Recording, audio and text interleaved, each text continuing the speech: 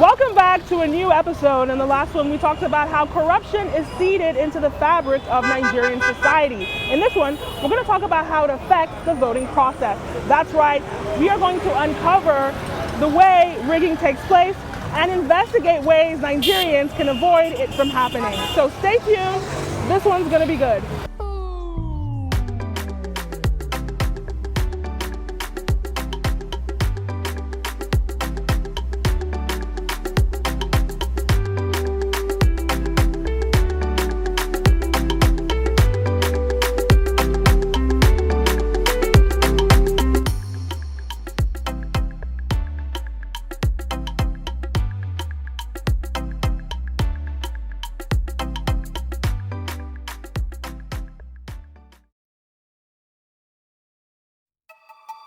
Can I just quickly clarify? Did I hear you say that you helped rig elections before now? Let me tell you one thing. Yes, I did. Rigging plays a big part in Nigeria's voting history. But how does it take place? What is the process? You know, when you provide money, you give money to INEC boys to help you if they see any chance that they should favor you. You provide money to the security. All our elections in the past, I've been in this game for about 40 years.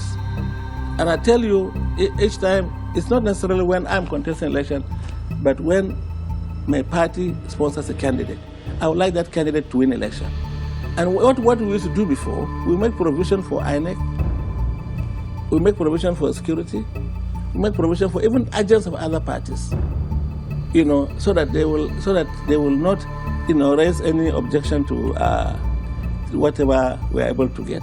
So whether I rig myself or not, by providing those resources, financial inducement to the officials, I am rigging election. How much money was made in 2015 election? I honestly wouldn't know.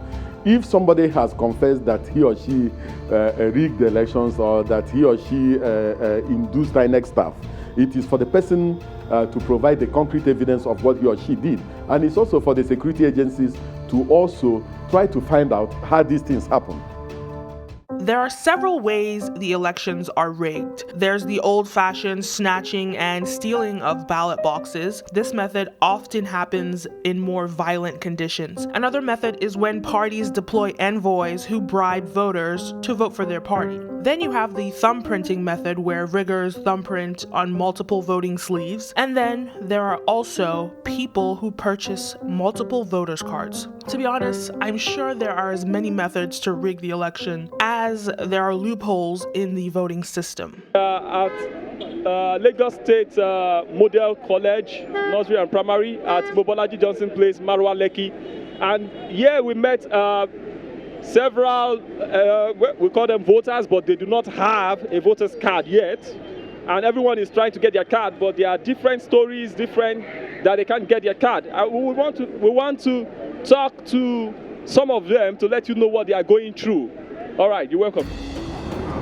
Hello. Hello. My name is David. I came here last year to register for my permanent voter's card, and then we were told to come today and pick it up. So we got here and then we can't find any of the INEC officials. They asked us to go to local government. We've gone to local government and we still haven't found anybody to attend to us. So we're back here, pretty much just because we're concerned. And we don't want to be disenfranchised. Everybody, hello. Everybody here, have you gotten your voter's card? No. Okay. What did they tell you? Is there anything they are telling you yet? Today we are here. They asked us to come and take our card. And we are here. We can't find anybody. They went to local government. They didn't see them. They should bring our card. We need our card. Why do you think they're not... we don't know whether they want to use it. They want to sell our card. But we need our PVC.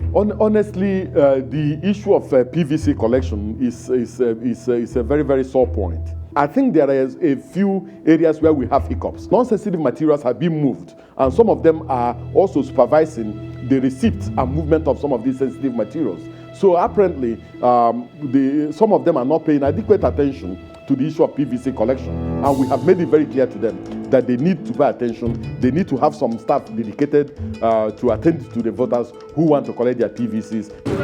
Some part of this country are permanently winning election because some region is having or has gotten PVCs in advance more than other people that are also supposed to get at that same time. So you're saying that in some states they're giving them all their PVCs, so other states they're not giving them? Yes, it's giving some people an edge over certain people. Some people are being told by INEC that they'll get their voters' cards after the elections. That's my problem. But if you can be patient now, this card will still come. But election is from Saturday. That is only but if people actually finish, can somebody still come for his card? Maybe, for instance, me, it's basically because of this thing I didn't go to work. If not, it's only on the weekend I can come. So if somebody doesn't see this thing today, what do I do? Because why I'm even surprised, at least my information is in your data. That's why it's showing. It doesn't. No, this also shows that you and your status says you have our data in our database. So definitely, if you don't have card now, you still get your card. That's the shop bank, and our name will be on our register. As soon as this is not, you can't trace this thing now. It means that it's not on our listing. But the issue is that we don't know when the card will come. But we know that the card will definitely come. But the only concern is for this election now. That's it. Not use it for this election.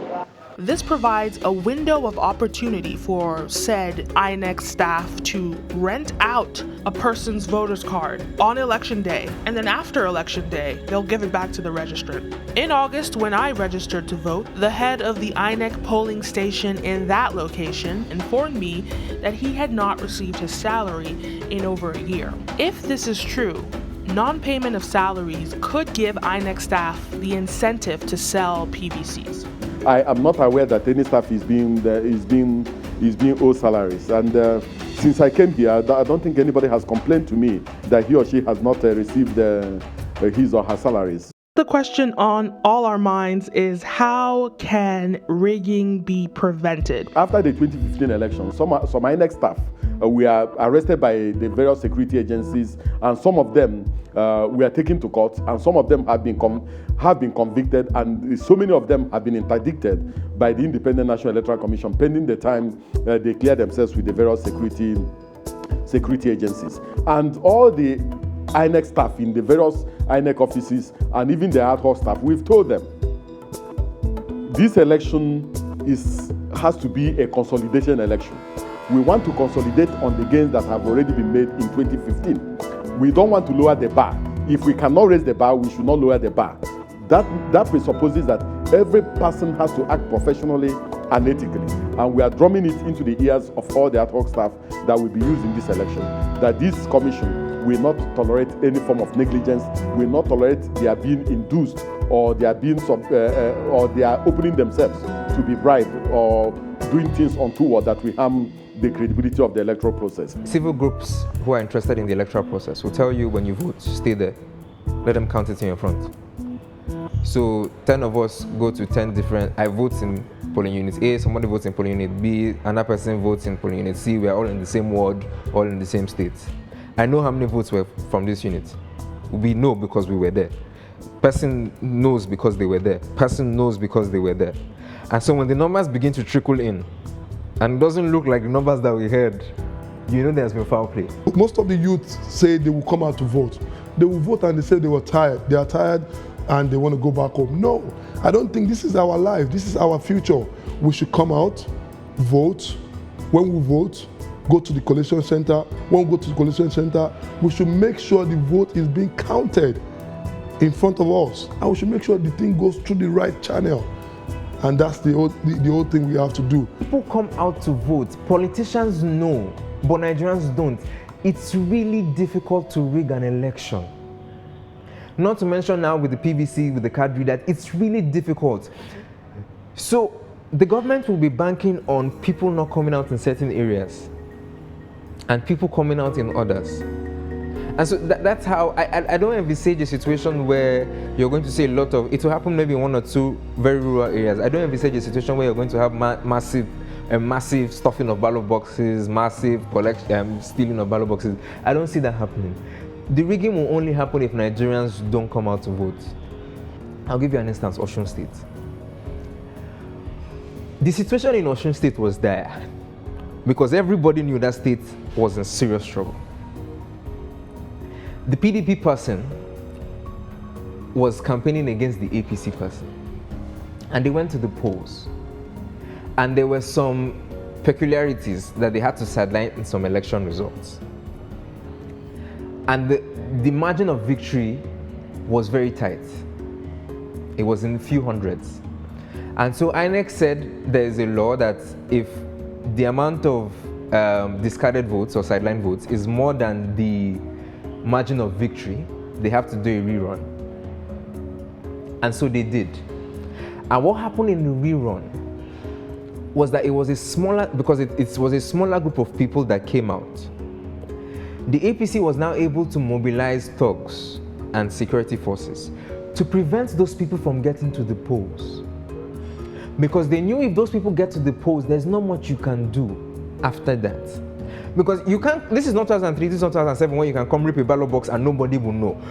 Before that person carries that ballot box to where he's going, somebody has gone on Twitter, someone has gone on Facebook, probably a news station has picked it up. When people turn out en masse, it's difficult to stop them from getting to the polling unit. It's easier for 2-3 police officers, because they're armed, to stop 15, 20, 30, 40, 50 people. When it enters the hundreds, you are able to overpower those security agencies, those thugs, because you are a lot. Over 100 million Nigerians don't have a PVC. Not only because of the cumbersome process to register, but because they see it as pointless when elections are rigged. According to INEC, in 2015, 43.65% of the 68+ million voters went out to vote. In this election, 84 million people are already registered. The question on my mind: why is the voting population only 43% of the registered voters? Several things accounts for a low voter turnout or voter apathy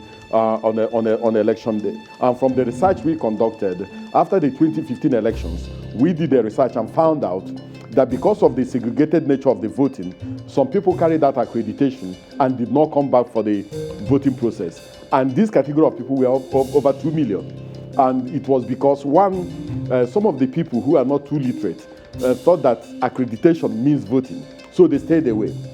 Then there were also some people who had to go to their farms and felt that they could not afford to spend the whole day at the polling unit. So some of these categories of people did not come back to come and vote.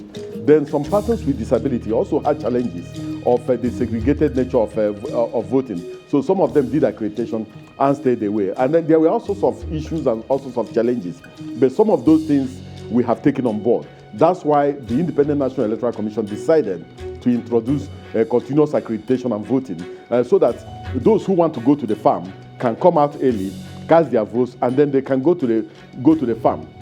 The persons with disability, visibly pregnant women, and the elderly can come out, stay on a separate queue. They will be given priority, and then they will vote and they will go. So we expect that we should have better voter turnout this time around. While for the most part INEC has digitized the voting process, it's still quite outdated. When you look at the US's voting system, people use their social security numbers to register online. In fact, you can register in less than a minute. But in Nigeria, it could take days to register. Days many people can't afford to waste. Why doesn't INEC adopt a similar system to the US's social security registration? Every Nigerian with a bank account has a BVN. Why can't we use our BVN to register online? We follow the Constitution, which is the fundamental law of the land. We also follow the Electoral Act, which sets out the procedure and processes that has to be followed by the electoral management body in registering people for elections. So the processes are very, very clear, and they are exclusive to the Constitution and to the Electoral Act. So that is what we follow. We cannot follow what other agencies are doing because our own processes and procedures are clearly outlined in the law. In order to make advancements in the voting system, we would need to elect candidates that look to advance agencies like INEC. The election process is outdated and allows loopholes for rigging. For example, when one registers to vote, in a lot of instances, INEC officials don't ask for an ID, which in turn is a gateway for immigrants to vote. When you look at voting polls near borders, specifically in the northern parts of the country, where we share a border with Niger, they have a lax approach to border patrol. Quite often, Nigerians based at the border go into Niger for access to resources like water and electricity. There is a free flow of people coming in and out of the country without identification. Journalists speculate that during the elections, many people from Niger are likely to flow into the country and vote. In these northern states, there's also a lot of cases of underage voting.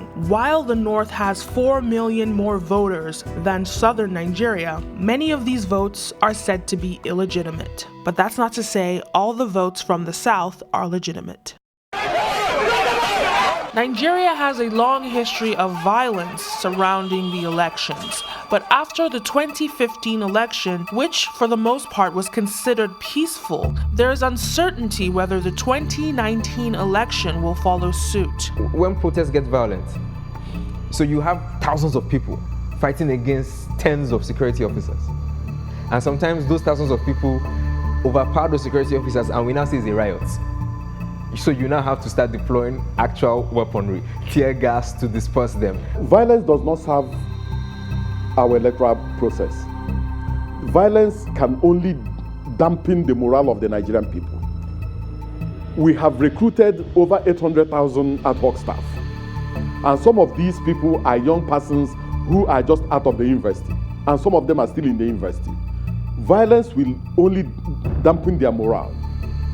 And they will not do their work in the manner they understand it. So our appeal is to the political parties and the candidates to lower their rhetorics, lower tension in the land, and make sure that they don't train talks to go and disrupt the process. As they go about campaigning, they should tone down on their rhetorics and not give impression as if Nigeria is going to war. Because if they give that impression, some Nigerians may just decide to stay away from the polling units on grounds that there's the likelihood of violence. But we want to assure Nigerians that this commission is committed to a clean electoral process, and we are going to put all whatever is involved in place to make sure that we have a good election. This government has privatized the security forces of the state to address or advance its own partisan agenda. We are aware of that. We are not backing down because of that. It is backing down and being cowed into silence that keeps us poor. Somebody must challenge this. That's why I'm running for president. And one of the things we are going to tell them is that, one, they must, in consultation with all the commissioners of police and all the security agencies, beef up security around the local government offices of the Independent National Electoral Commission and also at the INEC headquarters in their various states. And they must also provide adequate security for all the racks and super racks that we are going to create, where UCOM members and other ad hoc staff are going to be closer to the polling units on election day. We must protect sensitive and non-sensitive materials that will be used in this election, and we must also protect the personnel that will be deployed for this election. So violence will not serve us any good, and we want to assure Nigerians that we are going to work closely with the security agencies to make sure that the perpetrators of violence are brought to book, and we are not going to tolerate a situation where anybody will harm any of the ad hoc staff that we are going to deploy in this election. In a recent interview conducted by the United States Institute of Peace, OVG stated, while many of the risk factors that have affected past elections are unchanged, the relative significance of these factors varies across the country. For example, in Adamawa State in northeast Nigeria, there remains concerns about the potential for Boko Haram militants to disrupt the election campaign and voting. But because the militants appear to be less less capable in Adamawa State than before, the improved security situation in the state might allow more open competition between political parties. Perhaps paradoxically, therefore, one form of political violence, extremist attacks, may be partially replaced by another, intercity violence. Boko Haram used to occupy 17 local governments in the northeast, mostly in Borno and Yobe states. But now, physically, they are not holding any local government. The situation in the northwest and the northeast relatively are better. The current administration, led by President Muhammad Buhari, we have to give him all kudos. He has successfully stabilized the security situation within the country.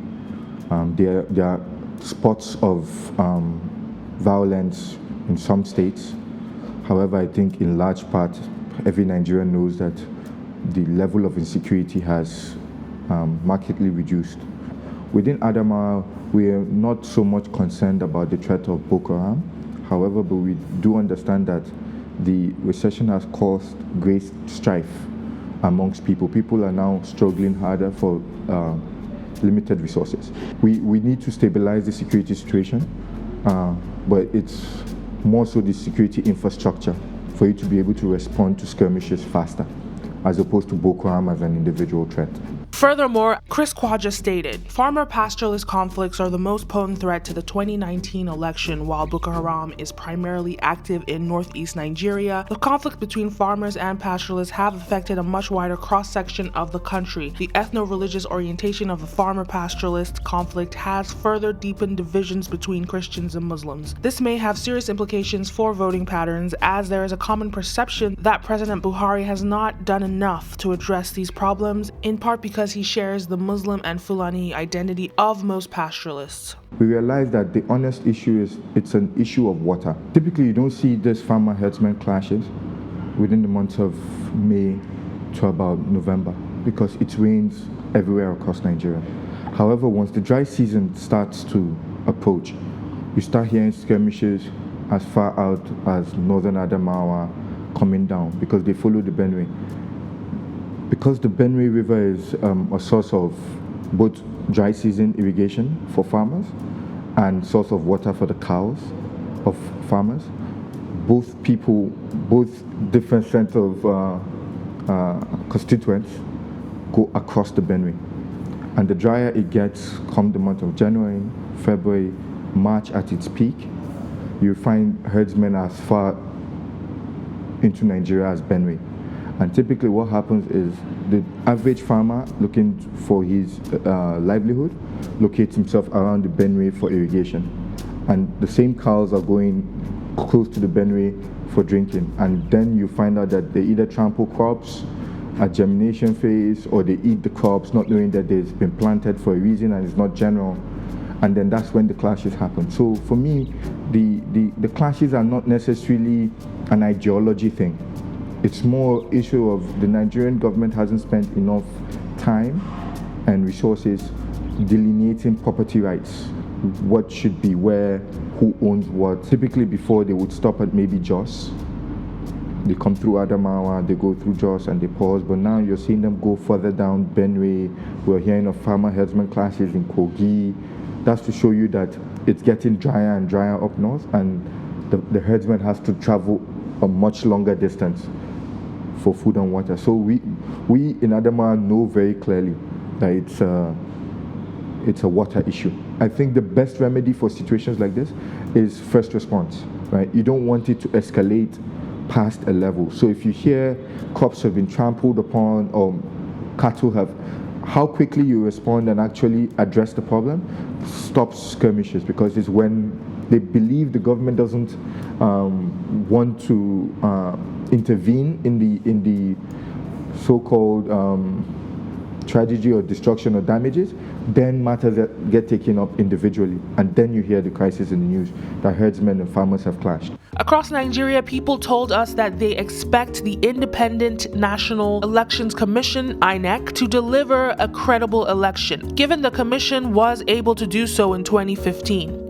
any regression from the standard set in 2015 would lead to violence if people believe that any electoral deficiencies are deliberate rather than unintended. When asked what was changed since the 2015 election, Onubogu responded, "Social media is clearly more important now than it was in 2015, particularly in Nigeria's cities. Social media has democratized access to information in Nigeria. It allows news of events in distant states to reach other parts of the country more quickly than conventional media. But sometimes it also helped fuel rumors, which risk opening the door to intolerant responses.